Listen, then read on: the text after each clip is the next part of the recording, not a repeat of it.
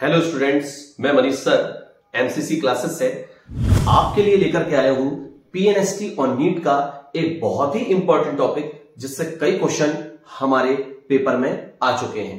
तो आइए देखते हैं जूलॉजी का एक बहुत ही अच्छा टॉपिक जिसका नाम है बेटा O2 का परिवहन। O2 का परिवहन, ठीक। O2 का परिवहन हमारे शरीर में किस तरीके से होता है, तो याद रखिएगा O2 का परिवहन मतलब क्या होता है।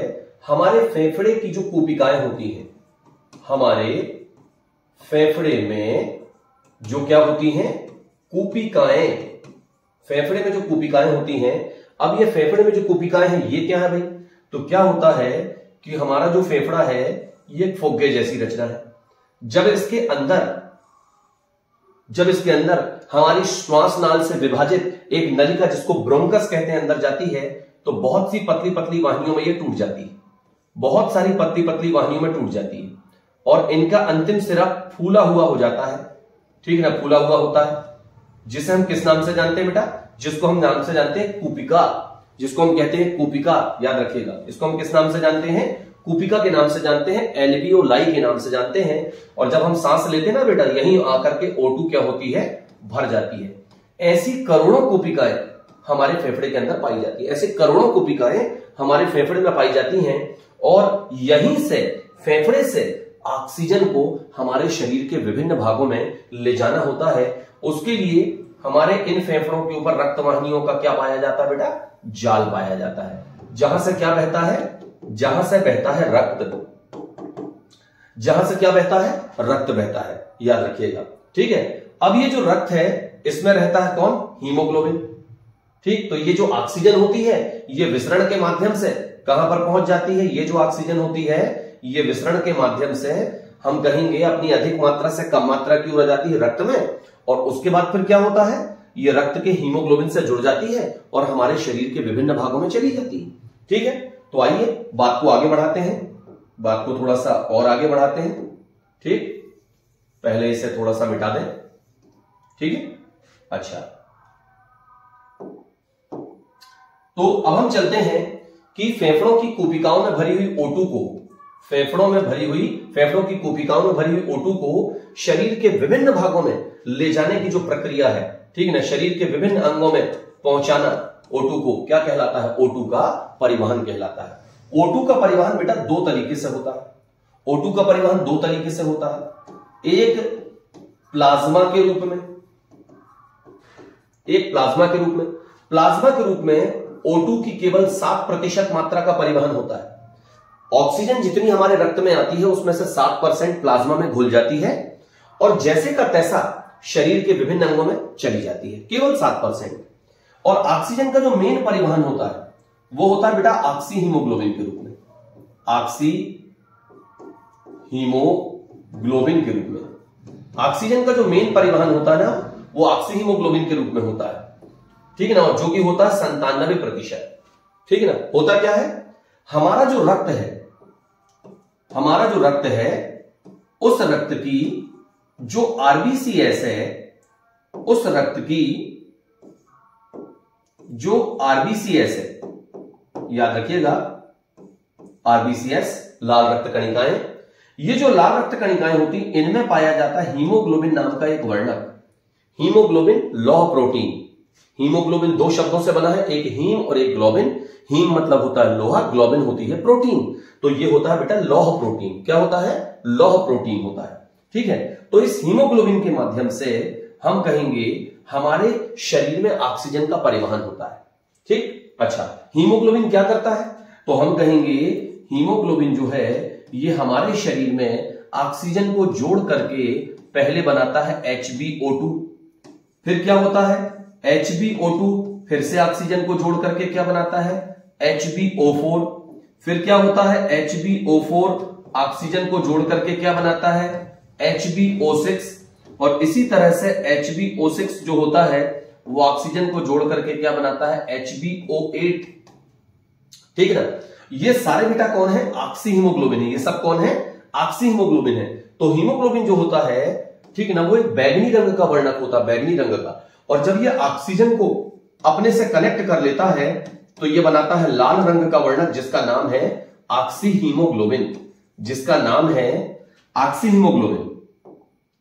याद रखिएगा, ऑक्सीहीमोग्लोबिन। तो यहां पर बनता है ऑक्सीहीमोग्लोबिन नाम का वर्णक। ये जो वर्णक होता है ये शरीर के विभिन्न अंगों में जाता है, वहां जाकर के ऑक्सीजन छोड़ देता है अंगों में, ऑक्सीजन चली जाती है अंगों में और हीमोग्लोबिन फिर से आ जाता है ऑक्सीजन को लेने के लिए। तो इस प्रकार से रक्त में पाया जाने वाला, ठीक है, रक्त की आरबीसीएस में पाया जाने वाला जो लौह वर्णक है हीमोग्लोबिन, वो ऑक्सीजन को अपने साथ जोड़ करके और ऑक्सीहीमोग्लोबिन बनाता है और शरीर के विभिन्न अंगों में जाकर के वहां ऑक्सीजन दे देता है और खुद लौट करके आ जाता है। बात समझ में? ठीक। अब यहां से हम कहेंगे प्रश्न कैसा आएगा सर?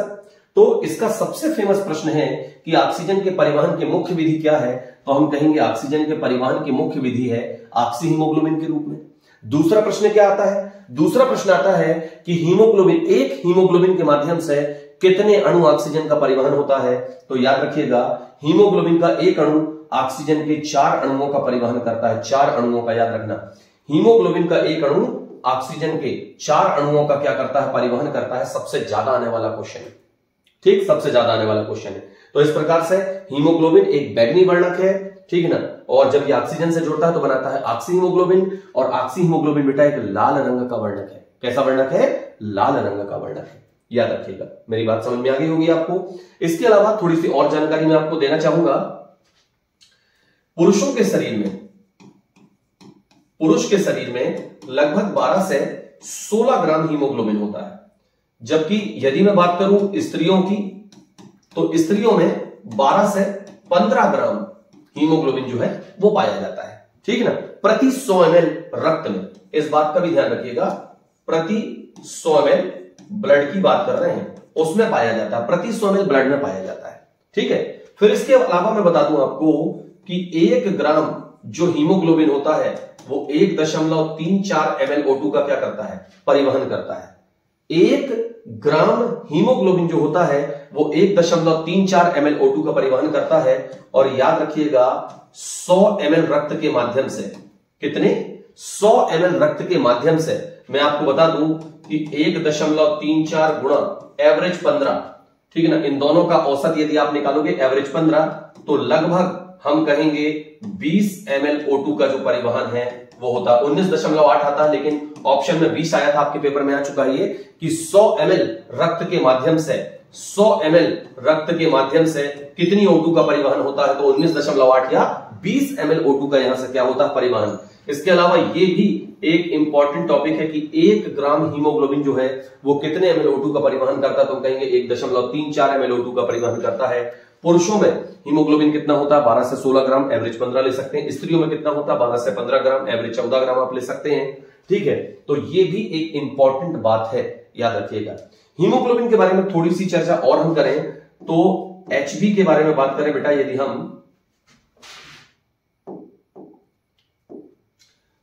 हम एचबी के बारे में बात करें तो याद रखिएगा हीमोग्लोबिन जो होता है, जैसा कि मैंने कहा हीमोग्लोबिन एक लौह प्रोटीन है, ठीक। हीम मतलब होता है लोहा, ग्लोबिन होती है प्रोटीन, तो एक लौह प्रोटीन है जिसका काम है O2 का परिवहन। आपने देखा एक अणु हीमोग्लोबिन का 4 अणु O2 का क्या करता है? परिवहन। इसके पीछे भी एक बड़ा रीजन है कि वो 4 अणु O2 कैसे अपने में जोड़ लेता, उसके पीछे भी रीजन है।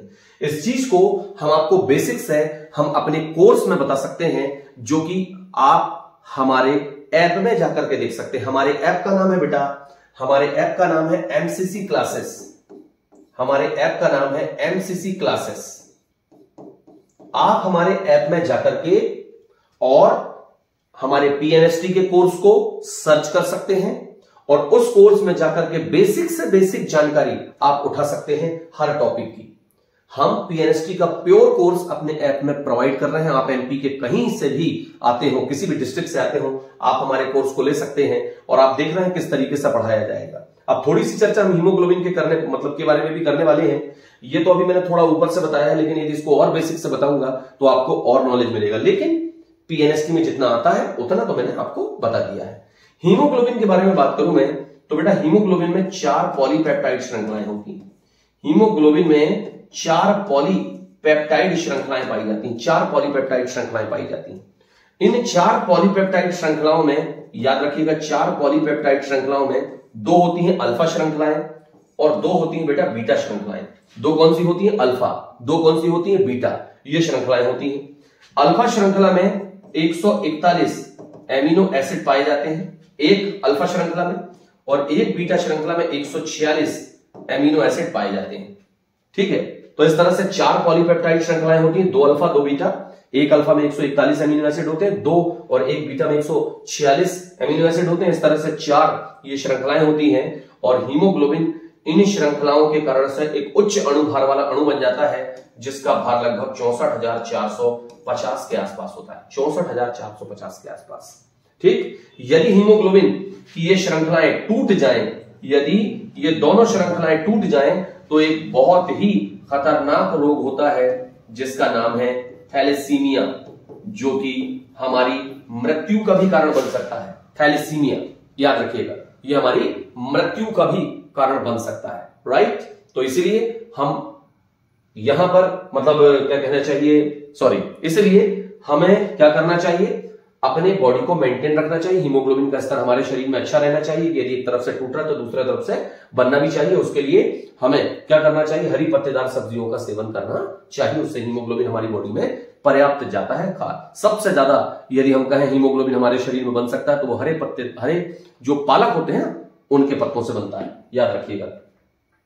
तो उम्मीद है कि आपको मेरा ये वीडियो बहुत अच्छा लगा होगा। ये जूलॉजी का एक इजी टॉपिक तो नहीं कह सकता, लेकिन अच्छा टॉपिक मैंने आपके सामने रखा है। और यदि बात करूं मैं पीएनएसटी की, पीएनएसटी में कौन कौन से क्वेश्चन यहां से आ चुके हैं सर, तो सबसे पहली बात, ऑक्सीजन के परिवहन की मुख्य विधि कौन सी, तो हम कहेंगे ऑक्सी हीमोग्लोबिन। ऑक्सी हीमोग्लोबिन के माध्यम से कितने प्रतिशत मात्रा का परिवहन होता है, 97%। हीमोग्लोबिन का एक अणु कितने अणु ऑक्सीजन का परिवहन करता है, 4 अणुओं का। ठीक है ना। इसके अलावा यहां पर आपको ध्यान रखना होगा क्या कि हीमोग्लोबिन किस रंग का, तो मैंने बताया बैगनी रंग का है। ऑक्सी हीमोग्लोबिन का रंग क्या होता है, तो हम कहेंगे लाल होता है, चटक लाल रंग होता है। ठीक है, फिर इसके अलावा पुरुषों में हीमोग्लोबिन का परसेंटेज क्या होता है, 12 से 16 ग्राम, स्त्रियों में 12 से 15 ग्राम होता है। 1 ग्राम हीमोग्लोबिन से कितने O2 का परिवहन होता है, 1.34 ml। 100 ml रक्त कितने O2 को लेकर के जाएगा, तो 1.34, इन दोनों का औसत 15 के साथ गुणा कर दो, 19.8 मतलब 20 ml O2 का परिवहन यहां पर होगा। इसके अलावा हीमोग्लोबिन में कितनी पॉलीपेप्टाइड श्रृंखलाएं होती हैं, तो 4, 2 अल्फा 2 बीटा मैंने बताई। ठीक है ना, और कितने कितने अमीनो एसिड होते हैं ये भी चर्चा होगी। और अल्फा और बीटा श्रृंखला यदि टूट जाए तो थैलेसीमिया नाम का जो रोग है वो होता है, जिसके कारण से व्यक्ति की मृत्यु भी हो सकती है।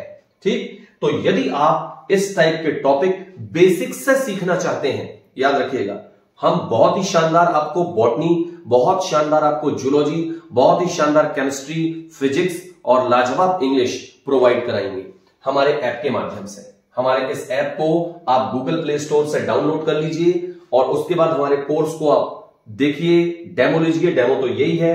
ठीक है ना, और फिर उसके बाद एक लाजवाब कोर्स में आप एंट्री लीजिए और मैं उम्मीद करता हूं कि आप जरूर सक्सेस होंगे। यदि मेरा वीडियो आपको अच्छा लगा हो तो प्लीज लाइक कीजिए, शेयर कीजिए, सब्सक्राइब कीजिए और कमेंट जरूर कीजिएगा कि आपको कैसा लगा।